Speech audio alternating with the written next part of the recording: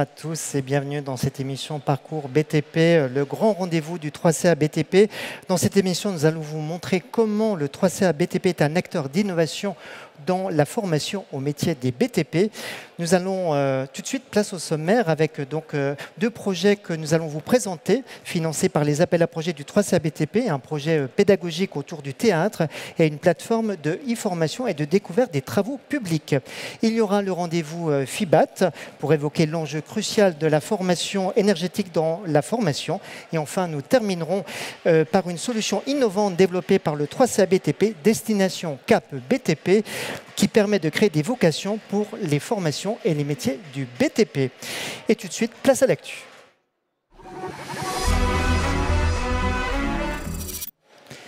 Et nous commençons en images avec la visite inaugurale qui s'est déroulée ce matin dans les allées d'Eurexpo. Carole Grandjean, ministre déléguée chargée de l'enseignement et de la formation professionnelle, s'est arrêtée sur le stand du 3CA BTP aux côtés de Jean-Noël Barrot, ministre délégué en charge de la transition numérique, et de Christophe Possémé, président du 3CA BTP, qui a accueilli et échangé donc avec la ministre Carole Grandjean sur le stand du 3CA BTP. Et dans les allées du salon, il y avait aussi Jean Castex, l'ancien Premier ministre et parrain de la future équipe de France des métiers à cette compétition. Il a été interviewé au micro de Parcours BTP pour évoquer toutes les innovations dans les métiers de la construction qui contribuent à l'attractivité des métiers. Nous l'écoutons. On a effectivement une numérisation, une évolution globale des métiers qui vont aussi dans le sens d'une amélioration, je le dis, des conditions de travail. Le BTP a toujours été très mobilisé par l'entreprise de ces fédérations professionnelles. Il faut continuer pour, encore une fois, asseoir l'attractivité de ces métiers. Les gens aiment que leurs attributions, que leurs fonctions soient en phase avec le monde qui évolue. Et contrairement à certaines idées reçues, le BTP même, l'occasion d'innovation extrêmement intéressante, extrêmement prometteuse et parfois à la pointe. Et c'est aussi ce qu'il faut dire à toutes celles et ceux qui veulent venir travailler dans le BTP. Les jeunes, ils sont heureux. Les jeunes peuvent y faire des vraies carrières, s'épanouir. Voilà, et maintenant, nous allons aller sur le terrain avec le 3CA BTP.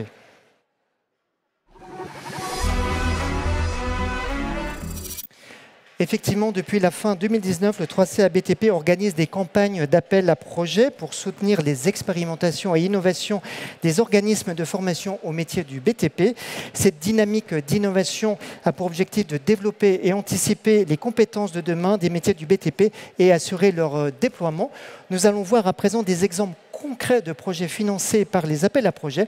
J'ai le plaisir d'accueillir pour en parler Marie Eginard, coordinatrice de la plateforme tpdemain.com, et Flavie Esper, responsable CRAF, qui sont les centres de formation et d'aide à la formation dans les CFA, au BTP CFA d'Agen pour le projet Apprenti Seine. Bienvenue, bonjour à vous deux.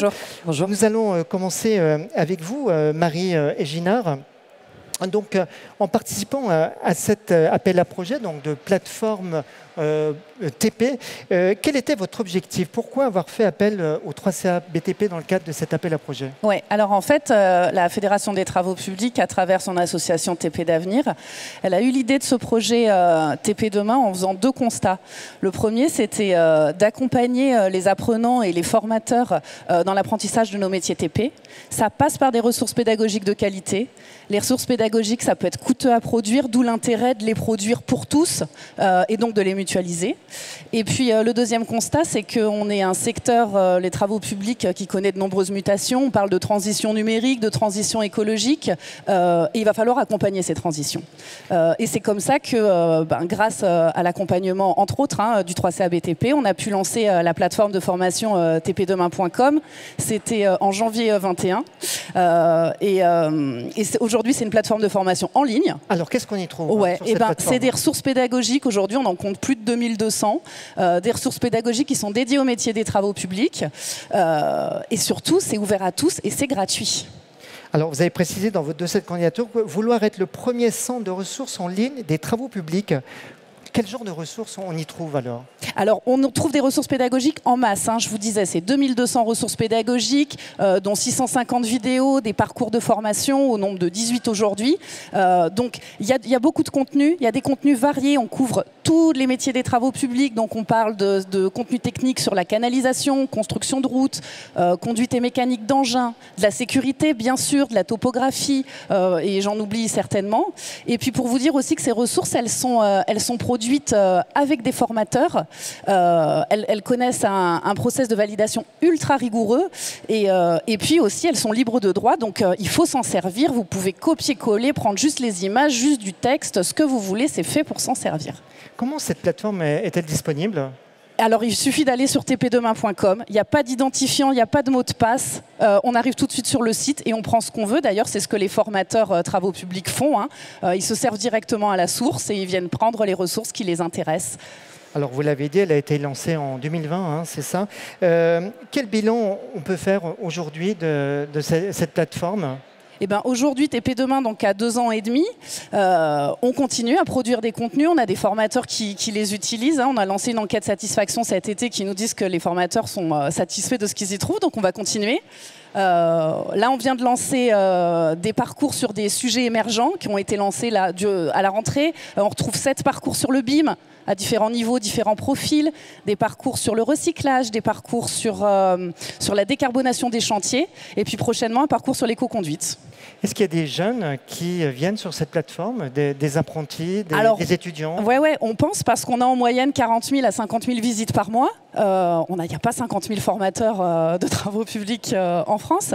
Donc oui, forcément, il y a des jeunes apprentis, il y a des jeunes qui s'en servent pour réviser aussi.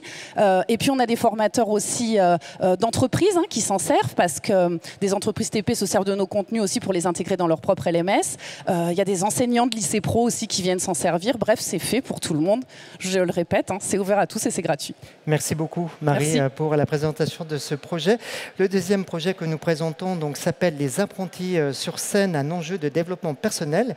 Il est porté donc par le BTP CFA d'Agen. C'est vous, Flavie Espert, qui allez le présenter. Comment est née cette démarche pédagogique par le théâtre? Alors c'est surtout né d'une rencontre avec Roger Lauré, qui est un metteur en scène connu, qui nous a quittés cette année d'ailleurs, d'un appel à projet mené par le 3CA et de notre envie d'avoir une approche pédagogique un peu plus innovante, en lien surtout avec les compétences sociales. Donc voilà, on a voulu mêler tout ça et l'approche théâtrale semblait évidente. Alors justement, dans votre dossier de candidature, il est précisé que le premier objectif est de développer les soft skills, voilà, ce qu'on appelle donc les compétences sociales des apprentis comédiens par l'improvisation théâtrale. Qu'est-ce que vous entendez par compétences sociales ? Les compétences sociales sont multiples, sauf qu'on cherche à retrouver celles que l'on peut employer au sein de l'entreprise, donc la confiance en soi, la communication, l'estime de soi, l'entraide, le travail en équipe. Donc voilà le type de compétences sociales que l'on souhaite développer, et l'on se rend compte rapidement que le théâtre permet de faire évoluer ce type de compétences chez nos jeunes. Et donc, ça se concrétise par une journée d'immersion théâtrale au cœur de la semaine d'intégration pour les apprentis, et une formation théâtre proposée donc aux apprentis qui sont volontaires. Alors cette semaine d'intégration est également d'ailleurs un appel à projet mené avec le 3CA BTP, et donc effectivement nous proposons à nos primo entrants des formes de team building à travers soit un parcours de billes, soit à travers effectivement cette immersion de théâtre. Et on finalise cette immersion avec des sketchings où ils proposent et font une sorte de show en fait devant l'ensemble des apprentis tout juste intégrés. Alors l'autre objectif donc de ce projet est de créer un observatoire des compétences sociales. Qu'est-ce que vous entendez par observatoire ? Alors il s'agit en fait d'une grille d'évaluation entre guillemets qui nous permet déjà d'identifier la plus-value que peut avoir ce type d'engagement auprès des apprentis. Donc on va déterminer lors de leur intégration, on va essayer d'évaluer comment ils se comportent. Donc c'est ce que j'ai évoqué face à leurs homologues, d'un point de vue de leur communication, du travail, du respect des règles, par exemple. Et par rapport à ça, on va faire une nouvelle approche, une nouvelle évaluation, si on peut appeler ça comme ça, de leurs compétences une année plus tard pour voir leur évolution. Alors, ce projet a été mis en place. Quel bilan vous faites donc de cette expérience? Il est positif? Tout à fait. C'est incroyable. On voit une vraie évolution chez nos jeunes. On se rend compte, on a fait tout un bilan avec des indicateurs, etc. On se rend compte que nos 10% de rupture se concrétisent autour des 0% avec des jeunes qui sont impliqués dans le théâtre. Parce qu'il crée une espèce de cohérence, de familiarité avec l'ensemble du personnel du CFA. C'est des jeunes qui ont envie de rester au CFA et qui s'engagent sur de nouvelles formations pour continuer le théâtre. C'est une démarche à sécuriser les parcours de formation. Complètement. Et puis d'ailleurs, dû à nos 2 années d'expérience plutôt bénéfiques, on a décidé de le faire évoluer à travers un nouvel appel à projet, et on a une référente aujourd'hui, Madame Laguedec, qui suit de façon permanente nos jeunes au théâtre. Merci beaucoup Flavie et Marie de nous avoir présenté ces projets qui ont pu voir le jour grâce aux appels à projets du 3CABTP. Demain, nous vous présenterons 2 autres projets concrets. Et maintenant, nous allons passer à un tout autre sujet, un sujet crucial pour la filière de la construction, l'enjeu de la rénovation énergétique dans la formation. C'est le rendez-vous FIBAT.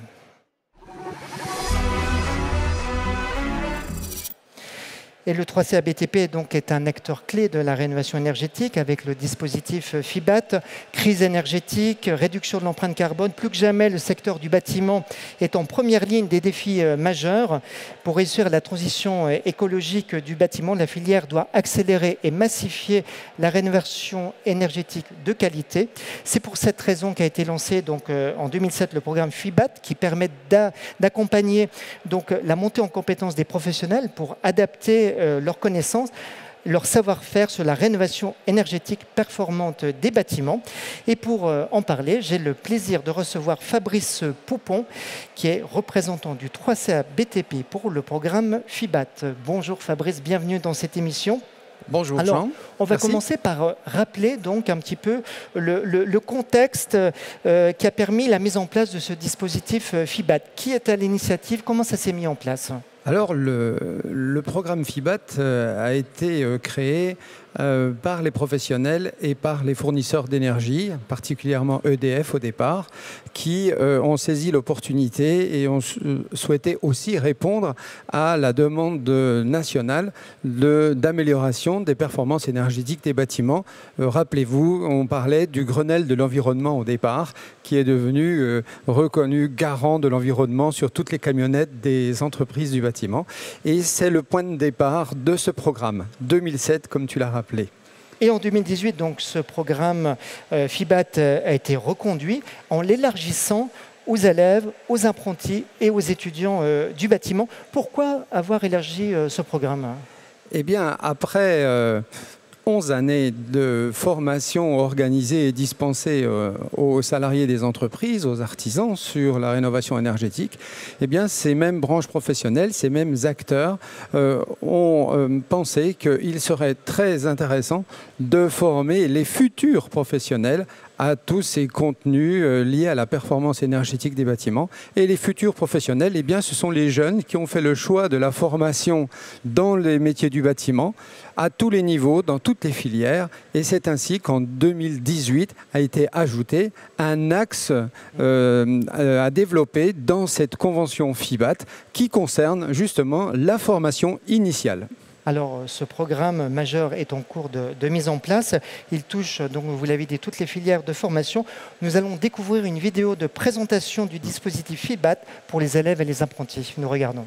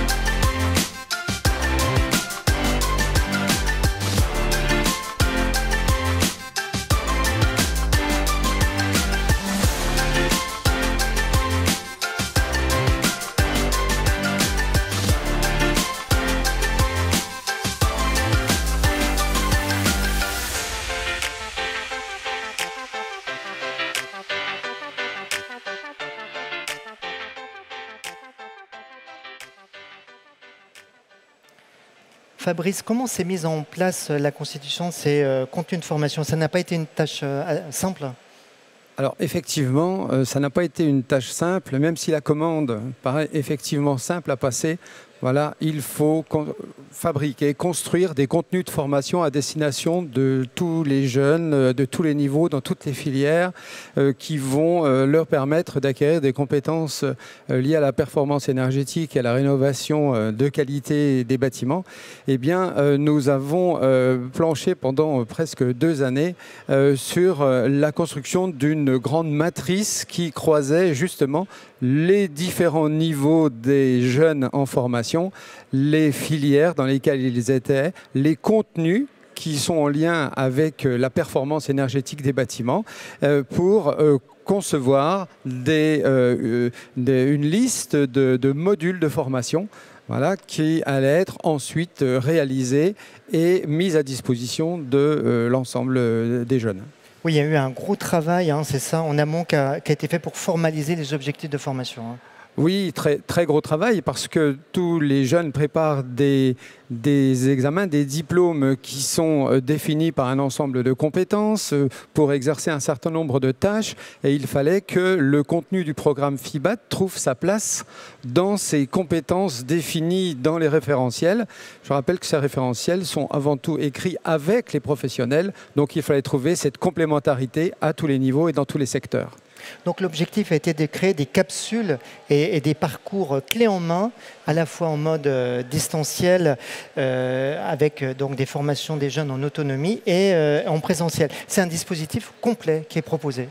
Oui, c'était une volonté dès le départ du comité de pilotage du programme FIBAT, c'est créer du contenu de formation, on va dire innovant, dynamique, bousculant un petit peu les pratiques pédagogiques habituelles en intégrant un certain nombre d'utilisations d'outils numériques. On l'a vu dans le petit teaser qui a été passé. On a de la vidéo 3D, on a des documents interactifs et on voulait que les jeunes adhèrent, que l'on soit dans leur époque et pas dans la nôtre. Et je pense que les capsules dont tu parles embarquent effectivement des contenus qui leur conviennent. Pour finir, il est important de rappeler donc que ce programme a été pensé pour les jeunes en formation. C'est la cible. C'est la cible. Les jeunes en formation, c'est la cible. Ce sont les futurs professionnels de demain. Donc, il faut que lorsqu'ils arrivent en entreprise, eh bien, ils aient exactement les mêmes compétences et les mêmes approches de la construction et de l'amélioration du bâtiment existant que leurs collègues de travail, salariés et des artisans qui, eux, ont suivi les programmes FIBAT que l'on connaît depuis 2007.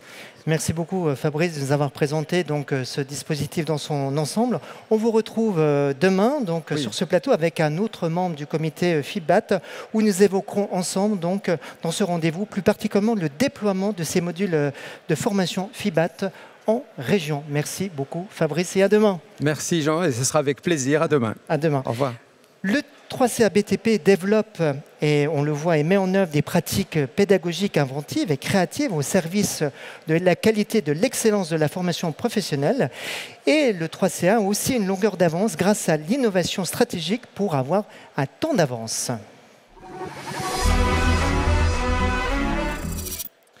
Voilà un temps d'avance avec donc, le 3CA BTP qui place l'innovation au cœur de sa stratégie et en fait un marqueur fort de son action. C'est ce que nous allons voir avec le dispositif Destination Cap BTP, une solution innovante qui permet de créer des vocations pour les formations et les métiers du BTP. Et pour en parler, j'ai le plaisir de recevoir 2 invités. Karine Henry, chargée du marketing opérationnel au 3CA BTP, et Christophe Lardet, responsable relations entreprises et gestion des partenariats grands comptes au 3CA BTP. Bienvenue à vous deux. Merci d'avoir accepté l'invitation. Alors, comment est né ce projet, Karine, de Destination Cap BTP? Sur quel constat vous avez lancé ce dispositif? Alors avec Christophe, on travaille sur l'attractivité, le sourcing et tout ce qui est en lien avec le recrutement, puisqu'on a besoin de recruter des jeunes dans les métiers du BTP. Et on a fait le constat sur les différentes campagnes qu'on lance, que ce soit la campagne La Construction, que ce soit les campagnes de recrutement T-Refait sur les métiers de la rénovation énergétique ou la campagne Boost Apprentissage, qu'une grande majorité des jeunes ne savaient pas vers quelle filière s'orienter et vers quel métier dans le BTP. Donc on s'est dit, il y a quelque chose à faire, quelque chose à réfléchir. Et ça vous a surpris ? Ça nous a un peu étonnés, mais en même temps, c'est vrai qu'on est face à un public jeune. Donc c'est vrai que ce n'est pas non plus surprenant que des jeunes de 15-16 ans ne savent pas vers quoi s'orienter. Donc c'est vrai on s'est posé autour de la table avec la direction de la formation pédagogique du 3 CABTP et on a imaginé une plateforme. Voilà, Destination Cap BTP, au départ, c'est une plateforme avec différentes solutions. Et puis, avec Christophe, on a réfléchi parce qu'on a fait un petit peu des salons et on s'est dit, il manque quelque chose pour vraiment que ce soit factuel pour les jeunes. Et on a décliné cette plateforme en format stand qu'on retrouve sur les WorldSkills Destination Cap BTP. Alors, on va en reparler. Alors, Christophe, ce dispositif, on peut dire que c'est un peu un couteau suisse de l'orientation, hein, c'est ça? Il y a plusieurs services qui sont proposés. Tout à fait, c'est tout à fait complémentaire. C'est-à-dire, à partir du moment où on a capté un jeune, qu'on l'a attiré par nos actions de communication, nos campagnes marketing, il fallait travailler une solution innovante et interactive qui permettait de faciliter leur accompagnement. Pour une bonne partie, je dirais, on captait des premières vocations, voire même on était au tout début de l'orientation. Donc on a travaillé un certain nombre de bibliothèques de services qui, en fonction de la maturité du jeune dans son projet professionnel, peut aller utiliser différents services. Donc on va rentrer un peu dans le détail de ces services. Donc il y a quoi? D'abord la possibilité de constituer un CV, c'est ça? Alors, pas tout de suite. Ouais. La première étape dans ce parcours, si on prend le parcours idéal, c'est d'abord de faire un diagnostic de son potentiel. Il arrive avec des atouts, des forces liées à sa personnalité, son éducation et sa vision des choses. Donc on va le faire découvrir en tout cas son moi, son envie de travailler un peu seul, son envie de travailler en équipe, d'arriver à l'heure, souvent. Voilà. Et ça permet effectivement d'apprendre à mieux le connaître, mieux se connaître en fonction des atouts et de faire un parallèle avec les métiers et les compétences métiers. Et on lui ouvre aussi, je viens avec une vocation, prenons un exemple, de devenir électricien. Et on va lui faire découvrir qu'en fonction de son diagnostic de potentiel, il peut aller devenir aussi un domoticien. D'accord. Voilà. Donc cette première étape, c'est ce diagnostic de potentiel. Ensuite, on va l'accompagner à conforter son projet. Conforter son projet, c'est quoi? C'est aller je dirais, le faire confronter avec des professionnels. Par le biais de live métiers, par le biais de stages. On s'aperçoit à l'issue d'un baromètre que l'on fait tous les ans par le baromètre de vie des apprentis, que 56% de ces jeunes prennent leur décision de venir dans le bâtiment et les travaux publics parce qu'ils ont rencontré un professionnel et grâce au stage. Donc on a sur cette plateforme plus de 500 stages dans le domaine du BTP pour conforter le projet. Si on continue effectivement ce petit parcours, il a aussi accès à l'ensemble des CFA proches de chez lui, une fois qu'il a identifié sa formation. Et puis là, on arrive effectivement à la partie de « je dois me mettre en relation », je dois me mettre en situation de recherche d'entreprise. Et là, on va l'accompagner à rédiger en quelques clics son CV sur la plateforme et d'avoir accès à des offres d'emploi. À partir du moment où il a rédigé son CV, le recruteur, qui lui aussi a la possibilité de déposer son offre d'emploi, va recevoir directement son CV. Donc vous voyez bien le parcours de cette plateforme que l'on a imaginée et que l'on a transformée dans une solution interactive et innovante sous un format de stand. Alors justement, qu'est-ce qu'on y trouve sur ce stand, Karine? Comment il a été conçu? Alors le stand, il est conçu du même principe que ce que Christophe vient de nous dire. Donc c'est vraiment ça. Donc c'est sous forme de borne. Il y a aussi de la VR, des films que l'on a pris justement et qui émanent de la campagne La Construction et qu'on a transposé en VR pour que le jeune puisse aussi s'immerger et avoir le sens de comment ça fonctionne. En l'occurrence, il y a par exemple les maçons et voilà, ils peuvent se rendre compte un petit peu de ce qu'est le métier de maçon. Donc le jeune arrive sur le stand, donc il peut bénéficier en tous les cas de cette VR pour s'immerger dans le métier. Ensuite, il y a... Ouais, rapidement, bon, rapidement, ok, je vais rapidement. Donc il y a la partie CFA. Voilà, on a aussi une cartographie où il peut aussi avoir les coordonnées des CFA, la possibilité de faire son CV et de l'imprimer. Et puis ensuite, voilà, toutes les solutions dont Christophe vient de parler, dont l'outil de matching fait partie. Donc c'est une solution complète, globale. Vous avez mesuré les premiers résultats. C'est vraiment positif. Vous êtes content de ce résultat? Alors, tout à fait, puisque je crois que si on prend une toute petite à court terme, on a lancé une diffusion sur base de la campagne marketing. On a 500 candidats dans tout le mois d'août, alors que c'était plutôt calme. Sur 500 candidats, 300 sont arrivés sur le site et ont créé leur CV. Donc c'est véritablement, il y a un besoin de ce service pour le jeune. Voilà. Merci Christophe. Donc le stand CapDC sur BTP est aujourd'hui donc à Lyon et on le retrouvera donc la prochaine étape, c'est quand? C'est au Salon Jeunes d'Avenir sur l'Île-de-France. Très bien, merci beaucoup d'avoir présenté ce dispositif. C'est déjà la fin de cette émission. J'espère que ça vous a intéressé. Merci à toutes les équipes qui ont préparé cette émission. Je vous dis demain à partir de 17 h pour la construction, l'émission, puis Parcours BTP, l'émission. Très bonne soirée à tous. Ciao, ciao.